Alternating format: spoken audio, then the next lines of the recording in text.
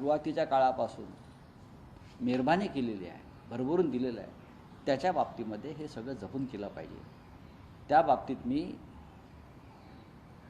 छगन भुजबळ यांनी ते पथ्य पाळलं होतं. छगन भुजबळ यांनी पक्ष सोडल्यावर बराच काळ त्यांनी सांगितलं. गणेश नाईक यांचं मी कौतुक करतो. गणेश नाईक यांनी सुद्धा शिवसेना आणि माननीय बाळासाहेब ठाकरे, उद्धव ठाकरे यांच्यावरती पक्ष सोडल्यावरती काहीच टिप्पणी केली नाही. याचं कारण ते कृतज्ञ होते. बरेच लोक कृतज्ञता ही पाळतात की मला या पक्षाने भरभरून दिलं. असे खूप लोक मी पाहिले. या शिवसेनेत नाहीत पण बाहेर गेले आणि त्याने ठाकरे कुटुंबांना आतापर्यंत जे दिलं त्यांनी तुम्हाला दिलं म्हणून तुमच्याच किंमत वाढली ना. ते तुम्हाला मोदी शहा काय विचारू, दारात उभं करणार नाही हो. मोदी शहा आणि फडणवीस तुम्हाला दारात उभं करणार नाही. मला माहिती आहेत ना त्यांची नियत काय आहे. ती शिवसेना फोडण्याची तुमचं क्षमता होती म्हणून त्यांनी तुम्हाला जवळ केलं.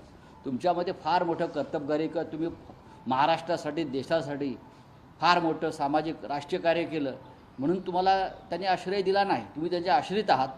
ते तुम्ही शिवसेना पैशाच्या ताकदीवर फोडू शकल्यामुळे. सरपंच संतोष देशमुख हत्या प्रकरणामध्ये 3 आरोपींनी कबुली दिली की आम्हीच हत्या केली. वाल्मिक कराडाच्या सांगण्यावरती हत्या करण्यात आली असं देखील त्यांनी कबुली जबाबात म्हटल्याचं सांगतात. आणि हे सत्यच आहे ना. आणि ह्या आरोपीच्या आकाला वाचवण्याचा प्रयत्न या राज्याचे गृहमंत्री काही काळ करत होते. जसं आज ते सातारच्या एका आकाला वाचवत आहेत किंवा अन्य काही लोकांना वाचवत आहेत. कुणाल कामराच्या स्टुडिओवर, हॅबिटेटवर ज्यांनी हल्ला केला आणि जे कुणाल कामराला ठार मारण्याच्या धमक्या देत आहेत त्यांनाही वाचवलं जात आहे. महाराष्ट्रामध्ये कायदा सुव्यवस्था याची अवस्था अत्यंत दारुण झालेली आहे. याचं कारण गृहमंत्री हताश, हतबल आणि गोंधळलेले आहेत.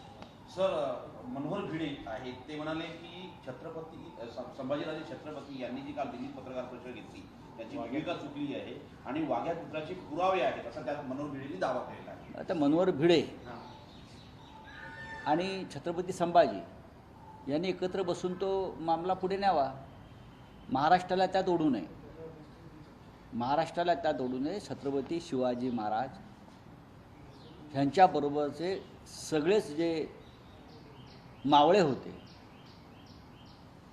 प्राणी होते, पक्षी होते, ते सगळे निष्ठावान म्हणून गणले जातात.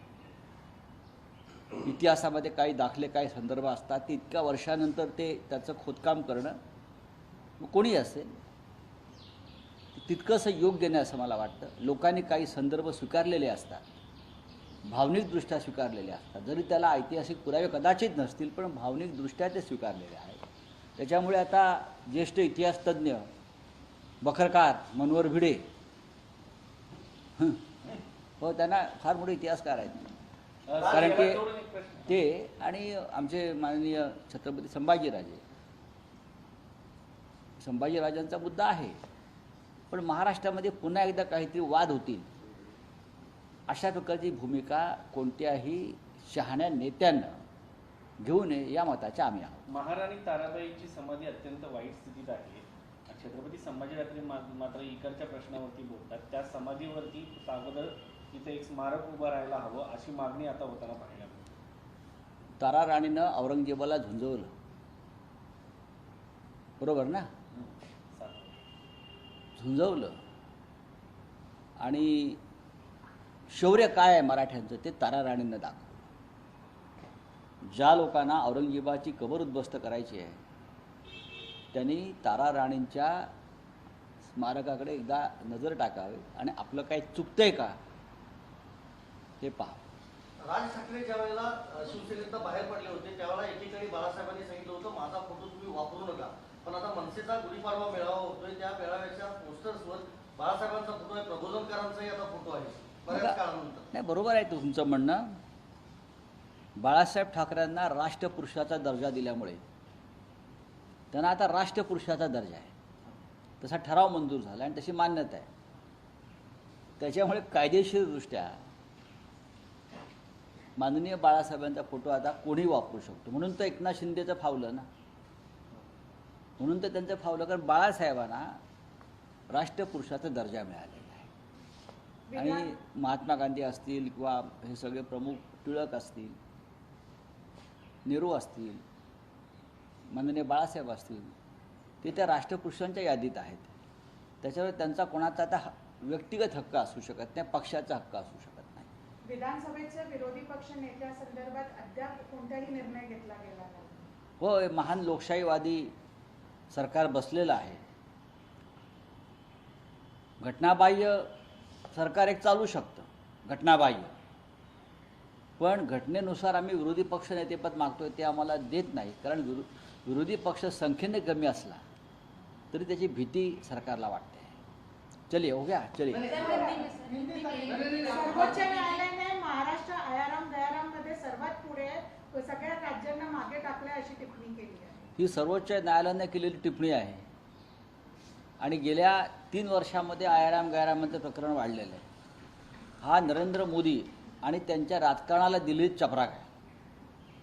महाराष्ट्राची नासाडी करण्याचं काम मोदी, शहा आणि फडणवीस यांच्या राजकारणाने केली आणि म्हणून सर्वोच्च न्यायालयाला ही टिप्पणी करावी लागली. बोलिए आपका क्या? पार्लियामेंट में बोला गया है कांग्रेस और राहुल गांधी ने क्लेम किया है कि हमारा वोट नहीं बहुत किया जा रहा है और डेमोक्रेटिक तरीके से पार्लियामेंट को रन किया जा रहा है. कांग्रेस के एमपीज मिले भी ओम बिरला से, क्या कहना चाहेंगे? देखिए, Rahul Gandhi ji leader of opposition है, नेता प्रतिपक्ष लोकसभा में है.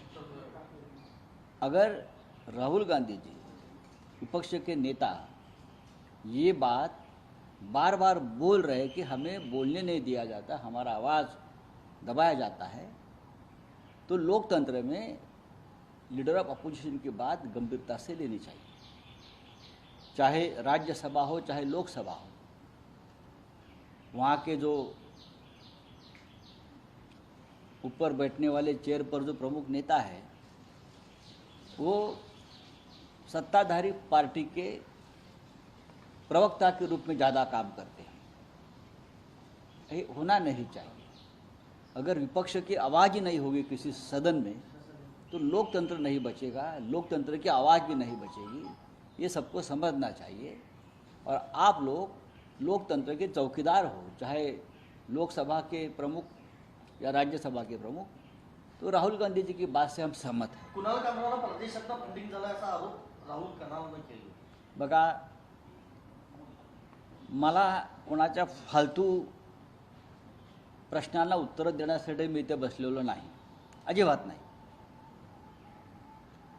सर दिशा सानेंचं एखाद्याला रिक्षावाला म्हणण्यासाठी जर परदेशात फंडिंग होत असेल तर कठीण आहे बाबा. आम्ही रोज रिक्षावाला म्हणू, आम्हाला कोण फंडिंग करते का भाऊ? एका रिक्षावाल्यावर गाणं करण्यासाठी जर कोणाला परदेशातून फंडिंग होत असेल, प्रेसिडेंट ट्रम्पना विचारावं लागेल, तुम्ही फंडिंग केलं आहे का? किंवा फ्रान्सच्या राष्ट्राध्यक्षाला विचारावं लागेल का तुम्ही कुणाल कामराला फंडिंग केलं? परदेशातून कोणी एखादा चाहता पैसे पाठवत असेल, तुम्हाला नाही काय मिळत? तुमचे परदेश दौरे कशावर चाललेत? तानाजी सावंत यांचा मुलगा 80 लाख रुपये खर्च करून बँकॉकला गेला ना, मग त्याला परदेशी फंडिंग म्हणायचं का? मूर्खासारखे बिंडोक लोक आहेत. एकनाथ शिंदेंच्या भोवती बिंडोक लोक आहेत, म्हणून एकनाथ शिंदेंची अवस्था आहे.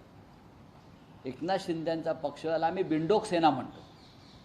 ही बिंडोक सेना आहे.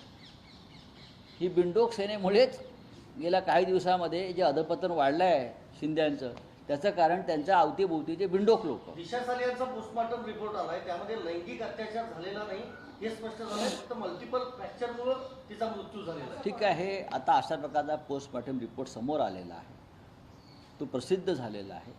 आता त्याच्यावरती ज्या कोणाला चर्चा करायची त्यांनी करावी. 12:30 वाजता सर अशा